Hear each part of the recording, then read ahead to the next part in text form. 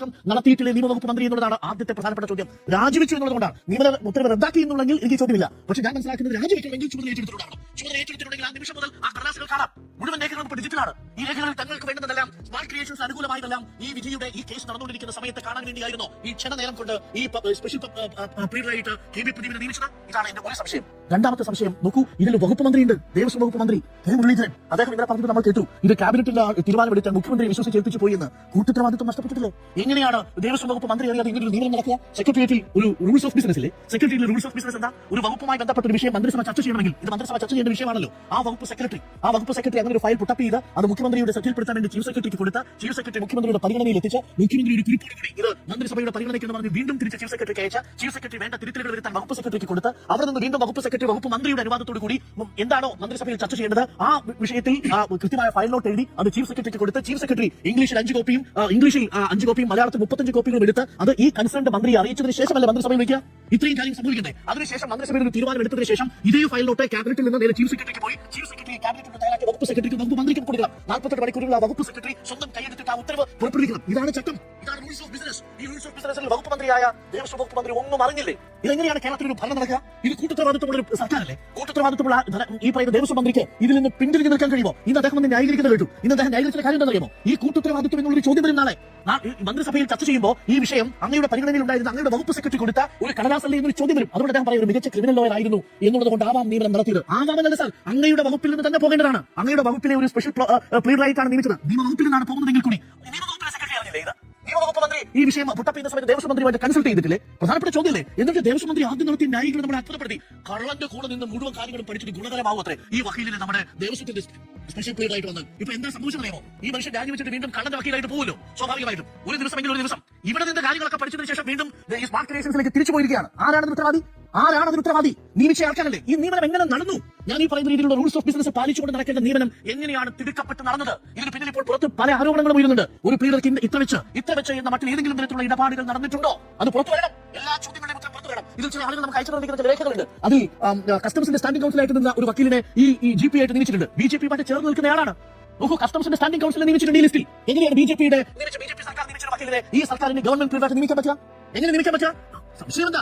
ഗവർണർക്ക് വേണ്ടി തന്നെ പ്രത്യേകമായിട്ട് കോടതിയിൽ ഹാജരായ അഭിഭാഷകനെ തന്നെയാണല്ലോ നമ്മൾ ഇവിടെ ഏറ്റവും പ്രധാനപ്പെട്ട തസ്തികയിൽ നിയമിച്ചത്. അപ്പോൾ ഈ രണ്ട് ചോദ്യങ്ങൾ വളരെ പ്രധാനപ്പെട്ടതാണ്. ഒന്ന്, രാജിയാണ് നടന്നിരിക്കുന്നത്. ആ ചുമതല ഏറ്റെടുത്ത ചുരുങ്ങിയ സമയത്തിനുള്ളിൽ ഏതെങ്കിലും തരത്തിലുള്ള രേഖകൾ, ഈ പറയുന്ന ഔദ്യോഗിക രേഖകൾ ഈ പ്രതിഭാഗത്തിന് അനുകൂലമാകുന്ന വിധം കെ ബി പ്രദീപിന്റെ ശ്രദ്ധയിൽ തന്നിട്ടുണ്ടോ? അങ്ങനെയാണെങ്കിൽ ഗുരുതരമായ ഒരു വിഷയമാണ്. ഈ സ്വർണ്ണക്കൊള്ള അട്ടിമറിക്കാൻ വേണ്ടിയുള്ള ഒരു നീക്കമായിരുന്നു അത് എന്ന ചോദ്യത്തിലേക്ക് പോകും. ഇതിനോടൊപ്പം ചേർത്ത് വായിക്കേണ്ട ഒരു കാര്യമുണ്ട് കേട്ടോ. ഇതിൽ SIT ചോദ്യം ചെയ്ത കെ രജികുമാറുമായി VD സതീശൻ ഒരു കൂടിക്കാഴ്ച നടത്തി എന്ന മട്ടിലൊരു വാർത്ത പ്രചരിച്ചിരുന്നു. അതിൽ നിജസ്ഥിതി എനിക്കറിയില്ല. അങ്ങനെ ഒരു കൂടിക്കാഴ്ച നടന്നിട്ടുണ്ടോ? അതിനുശേഷമാണോ കെ ബി പ്രദീപിന്റെ നിയമനത്തിലേക്ക് എത്തിയത്? ആ കെ ബി പ്രദീപിന്റെ നിയമനം ചുരുങ്ങിയ മണിക്കൂറുകൾക്ക് ആയിരുന്നുവെങ്കിലും ആ ചുരുങ്ങിയ മണിക്കൂറുകൾക്കുള്ളിൽ തങ്ങൾക്ക് വേണ്ട പ്രധാനപ്പെട്ട ഔദ്യോഗിക രഹസ്യരേഖകൾ, അതായത് പ്രതിഭാഗത്തിന് വേണ്ടി വാദിച്ചുകൊണ്ടിരുന്ന അഭിഭാഷകൻ വളരെ പെട്ടെന്ന് സുപ്രഭാതത്തിൽ വാദിഭാഗത്തിന്റെ അഭിഭാഷകനായി വാദിഭാഗത്തുള്ള പ്രതിഭാഗത്തിനെതിരെയുള്ള പ്രധാനപ്പെട്ട രഹസ്യ വിവരങ്ങൾ കണ്ടിട്ടുണ്ടോ എന്നുള്ളതാണ് ഒരു ചോദ്യം.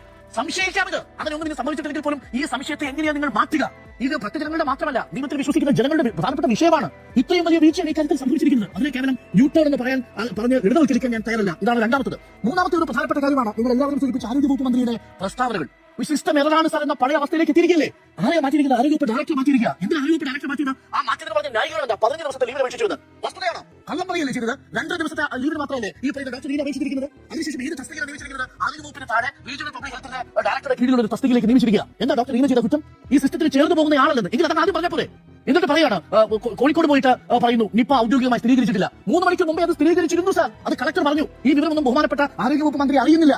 ഇന്ന് പാലക്കാട് വന്ന് അടുത്ത അബദ്ധവും കൂടി പറയുന്നു. കോടതി സ്ഥിരീകരിച്ചു എന്ന് ആരോഗ്യവകുപ്പ് മന്ത്രി പറയുന്നു. സ്ഥിരീകരിച്ചിട്ടില്ലെന്ന് DMO പറയുന്നു. അപ്പോൾ സ്ഥിരീകരിച്ചതായി സംശയം ആരോഗ്യവകുപ്പ് പറയുന്നു. പിന്നീട് DMO ഒരിക്കൽ കൂടി പറയുന്നു അങ്ങനെ സ്ഥിരീകരിച്ചിട്ടില്ല എന്ന് പറയുമ്പോൾ ഏറ്റവും സ്ഥിരീകരിച്ചിട്ടില്ല എന്ന് പറയുന്നു. എന്തൊക്കെയാണ് ഈ നാട്ടിൽ നടക്കുന്നത്? എങ്ങനെയാണ് നിപ്പയെ നമ്മൾ കൈകാര്യം ചെയ്തത്? എങ്ങനെയാണ് കോവിഡിനെ നമ്മൾ കൈകാര്യം ചെയ്തത്?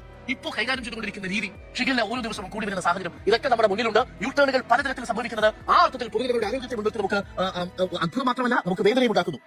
നാലാമത്തെ കാര്യം കൂടിയുണ്ട്. മോഡിഫിക്കേഷനെ കുറിച്ച് ഒരു പൂക്കി ആംഗ്യഭാഷയിൽ അനുവാദം നൽകിയിരുന്നല്ലോ. പൂക്കി വാചികമാംഗികം എന്നൊക്കെ പറയുന്ന പോലെ അത് ഭാവാംഗീകാരമായിരുന്നു. ഈ മോഡിഫിക്കേഷൻ ഇപ്പോൾ ഏറ്റവും കൂടുതൽ കണക്ക് വന്നിട്ടുണ്ട്. കഴിഞ്ഞ 24 ദിവസം കൊണ്ട് 86 ലക്ഷം രൂപ പിഴയിട്ടിരിക്കുന്നു മോഡിഫിക്കേഷൻ നടത്തിയ മനുഷ്യർക്ക്. മോഡിഫിക്കേഷൻ ആകാമല്ല ആ പൂക്കി മുദ്രയിൽ വിശ്വസിച്ച മനുഷ്യർക്ക് 86 ലക്ഷം രൂപ പിഴയിട്ടിരിക്കുന്നു. 44 ദിവസത്തെ കണക്കെടുത്താൽ 1 കോടിക്ക് അപ്പുറം വരും. സത്യപ്രതിജ്ഞ ചെയ്തത് മുതൽ ഇങ്ങോട്ടുള്ള കണക്കെടുത്താൽ VD സതീശൻ സർക്കാരിന്റെ കാലത്ത് മാത്രം മോഡിഫിക്കേഷന്റെ പേരിൽ പിഴയിട്ടതിന്റെ പേരിൽ ലക്ഷക്കണക്കിന് രൂപ ഇപ്പോൾ സർക്കാരിലേക്ക് അടച്ചുകൊണ്ടിരിക്കുക. അപ്പൊ മോഡിഫിക്കേഷൻ വിശ്വസിച്ചുകൊണ്ട് മോഡിഫിക്കേഷൻ ചെയ്യാൻ പോയ അവസ്ഥ എന്തായി എന്നറിയില്ല. ഒരു കാര്യം കൂടി അവസാനിപ്പിക്കുന്നത് അഞ്ചാമതാണ് PMC-യുമായി ബന്ധപ്പെട്ട വിഷയം.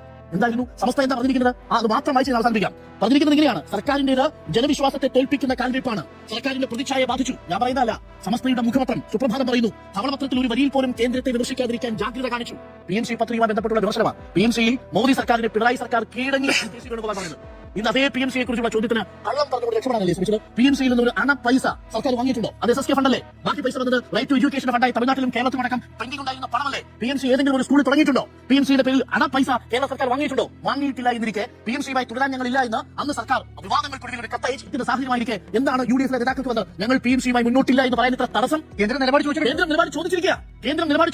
ആ നിലപാട് ചോദിച്ചിരിക്കുന്ന സാഹചര്യത്തിൽ ഞങ്ങൾ ഈ പദ്ധതിയുമായി മുന്നോട്ടില്ല എന്ന് ഉഷാറോട് പറയാൻ എന്താ ഇത്ര UDF നേതാക്കൾക്ക് ഇത്ര ബുദ്ധിമുട്ട്? എന്താ മന്ത്രിമാർക്ക് ഇത്ര ബുദ്ധിമുട്ട്? അത് നിയമപ്രശ്നമാണ്, സാങ്കേതികമാണ്, അത് പരിശോധിച്ചുകൊണ്ട് ഇരിക്കുന്നു. നിങ്ങൾ ഒപ്പിട്ടതല്ലേ എന്നൊക്കെ പറഞ്ഞു ഒപ്പിട്ടത് പിൻവാങ്ങിയിരിക്കുന്നു. ആ കത്ത് കൊടുത്തിരിക്കുന്നു. മെമ്മോറാണ്ടം ഓഫ് അണ്ടർസ്റ്റാൻഡിംഗിൽ നിന്ന് ഞങ്ങളില്ല എന്ന് പറഞ്ഞിരിക്കുന്നു. കേന്ദ്രം ഇപ്പോൾ കേരളത്തിന് നിലപാട് ചോദിച്ചിരിക്കുന്നു. ഒരു കത്ത് കൊടുത്തൂടെ? ഞങ്ങൾക്ക് ഈ PMC-യുമായി മുന്നോട്ട് പോകാൻ താല്പര്യമില്ല എന്ന കത്ത് കൊടുത്ത ധൈര്യത്തോടുകൂടി മന്ത്രിമാർ പറയേണ്ടതല്ലേ? സമസ്ത ഇങ്ങനെയാണ് അവസാനിപ്പിക്കുന്നത്: PMC പോലെയുള്ള പദ്ധതികളിൽ സർക്കാർ സ്വീകരിക്കുന്ന വ്യക്തതയില്ലാത്ത നിലപാടുകളും അനിശ്ചിതത്വം സതീശൻ സർക്കാരിന്റെ പ്രതിച്ഛായ ബാധിച്ചിട്ടില്ലെന്ന് പറയാനാകുമോ എന്നാണ് ചോദിച്ചത്. ഇത് എന്റെ വിമർശനമല്ല, സുപ്രഭാതം പത്രത്തിന്റെ സമസ്തയുടെ മുഖപത്രത്തിന്റെ വിമർശനമാണ്. ഇങ്ങനെ പല ഘട്ടങ്ങളിലായിട്ട് യൂട്ടേൺ അടിച്ചുകൊണ്ടേ നിൽക്കുന്നു എന്നുള്ളതാണ്. അത് സർക്കാരിന്റെ പ്രതിച്ഛായ ബാധിച്ചിരിക്കുന്നു. ചുരുങ്ങിയ ദിനം കൊണ്ട് എന്നുള്ളതാണ്. അതിവേഗമാണ് പിഴവുകൾ വരുത്തിക്കൊണ്ടിരിക്കുന്നത്. ആ പിഴവുകളിൽ ചിലത് പൊതുജനാരോഗ്യത്തെ ബാധിക്കുമെന്നതിൽ ആശങ്കയുണ്ട് എന്നുള്ളതാണ് എന്റെ വിഷയത്തിലെ അഭിപ്രായം.